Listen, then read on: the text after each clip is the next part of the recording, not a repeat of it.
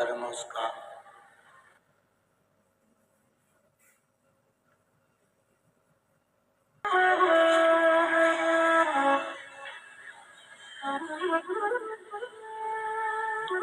पतिव्रता धर्म का पालन करने वाली स्त्री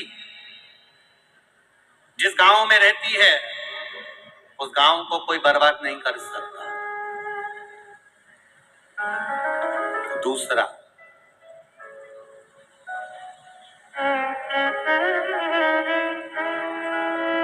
गांव में अगर कोई भगवान का भजन करने वाला,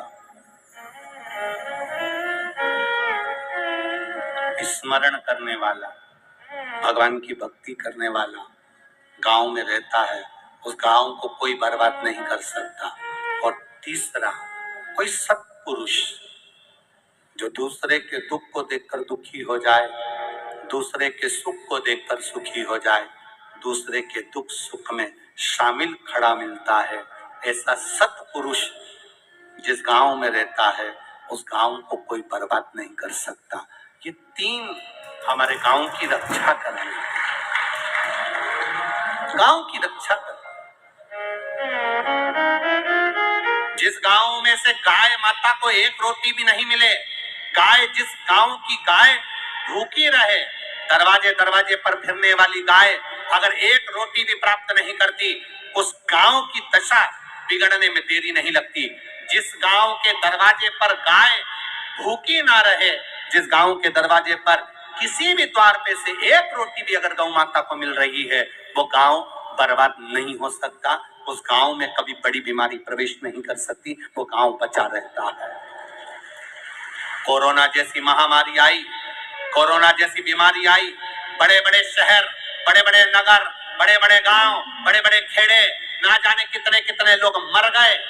पर कोई कोई गांव आपने भी देखा होगा, कुछ गांव तो आपके पास में भी होंगे, कुछ गांव आपसे लगे हुए होंगे, कुछ गांव जिस गांव में तुम रहते हो उसके पास में होंगे, कुछ गांव ऐसे हैं जिस गांव में कोरोना महामारी भी टच कर कर चली गई पर किसी की जान हानि नहीं हुई। अर्थात वहां कोई पतिव्रता धर्म का पालन करने वाली नारी रहती है, वहां कोई सत्पुरुष रहता है, वहां कोई भजन करने वाला सन्यासी, तपस्वी, साधक, उपासक, कोई संत, कोई साधु, कोई गुरुजन वहां निवास करता है। जिसके चरण पड़ते हैं वो रज उड़ती है, और उड़ी हुई रज ना जाने कितनों का कल्याण कर देती है। वो साधारण सी भूमि हो ही नहीं सकती।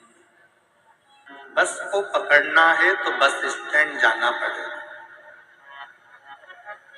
ट्रेन को पकड़ना है तो रेलवे स्टेशन बोलो बोलो जाना पड़ेगा, फ्लाइट पकड़ना है तो एयरपोर्ट, जहां हर तरह की एनर्जी, जहाज पकड़ना है तो समुद्र के तट पर जाना पड़ेगा, और भोले बाबा को अगर पकड़ना है तो कुबेरेश्वर धाम आना पड़ेगा।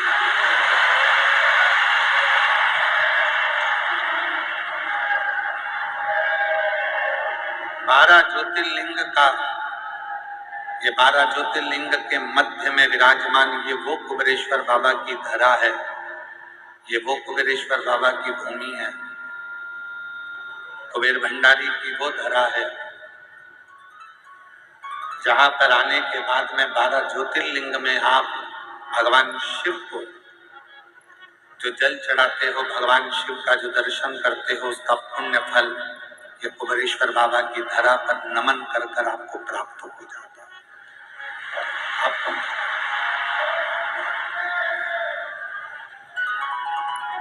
अब यहाँ रहकर करना क्या क्या है?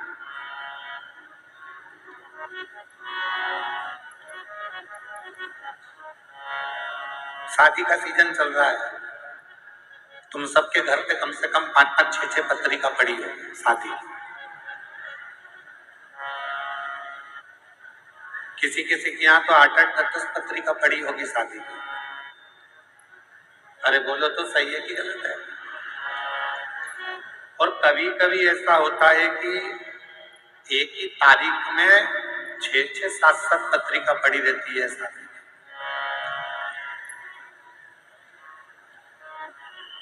बोलो री जी सही है कि गलत है? अब तुम क्या करते हो, पत्रिका देखोगे किसके यहाँ की है, किसके यहाँ की है, किसके यहाँ की है।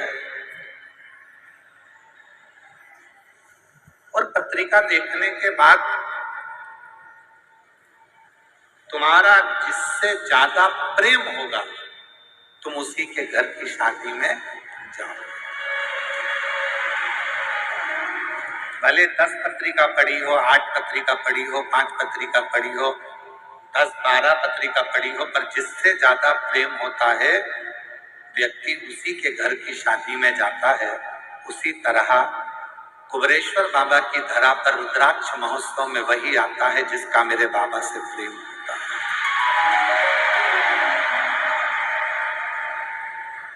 बाबा जिसको प्रेम कर लिया, आपने बाबा से स्नेह करा, आपने बाबा से प्रेम करा, पर बाबा भी तो आपसे प्रेम करे।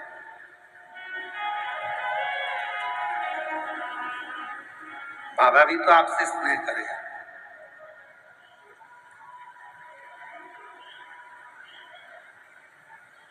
तो जितने ये लाखों की संख्या में जो शिव भक्त बैठे हैं, 1 पंडाल, 2 पंडाल, 3 पंडाल, 4 पंडाल, 5 पंडाल, पीछे के 3 पंडाल, जितने जितने पंडाल में आप लोग बैठे हुए हो, आप सब ध्यान रखना, आप बाबा को कितना चाहते हो ये नहीं मालूम, पर आपको देखकर ऐसा लगता है कि मेरा भोले बाबा आपको बहुत चाहता है, आपको बड़ा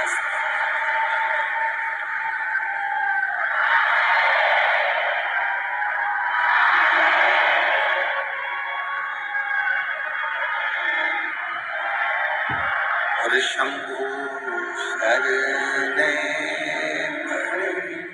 मांगो घड़ी दुख काटो दया दर्शन हो।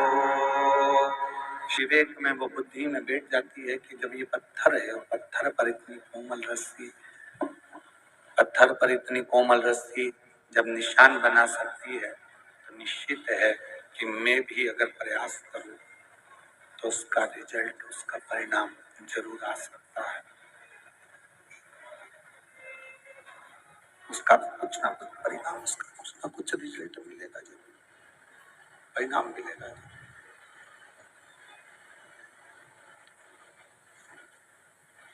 रोज गुरु जी कहते थे, प्रतिदिन गुरु कहते थे पाणिनि को, प्रतिदिन पाणिनि को रोज गुरु जी कहते थे, प्रतिदिन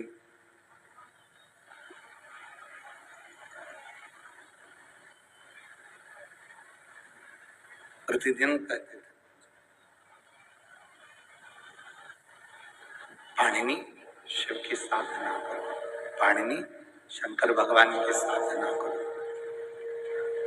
पर पाणिनि कभी शिव साधना में लगा ही नहीं, और उस स्टिकर को मैंने रख दिया। मैंने बेटे से कहा कि पापा जहां काम करते हैं वहां पर इस स्टिकर को लगाना है जिससे काम आगे बढ़ेगा। बेटा हंसा, स्टिकर को रख दिया, लगाया नहीं। एक दिन बेटे ने कहा, माँ कब तक ऐसी संघर्ष की जिंदगी जिएंगे, तकलीफ तो तकलीफ है, खत्म ही नहीं हो रही। तब बेटे ने स्टिकर उठाया, श्री शिवाय नमस्तुभ्यम का दुकान पर लगा दिया। गुरुजी उस दिन का दिन से आज तक ना मेरे बेटे को फुर्सत है और ना मेरे पति को फुर्सत है, काम इतना अच्छा चल रहा है, मैं शिव को नमन। एक विश्वास आपके भीतर कितना है उस मंत्र के प्रति। किस मंत्र का जप करते हो? पंचाक्षर मंत्र बोलते हो नमः शिवाय, षडाक्षर मंत्र बोलते हो ओम नमः शिवाय, या श्री शिवाय नमस्ते। उस मंत्र के प्रति आपका प्रभाव कितना है, आपका विश्वास कितना है, उस मंत्र के प्रति आपका भरोसा कितना है, उस मंत्र के प्रति आपकी दृढ़ता कितनी, आपके ऊपर निर्भर करता है। कितना भरोसा, कितना विश्वास है, कितनी दृढ़ता।